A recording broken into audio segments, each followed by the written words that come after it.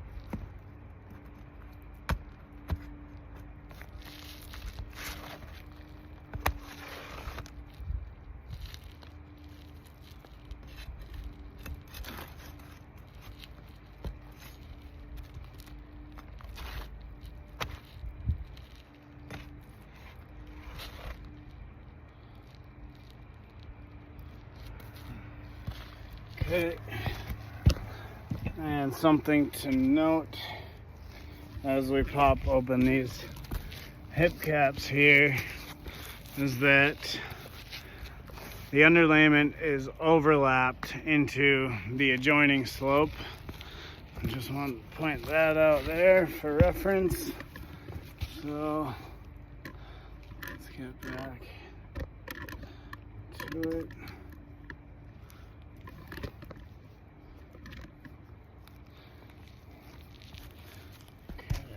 So this is the shingle we want to get out of here.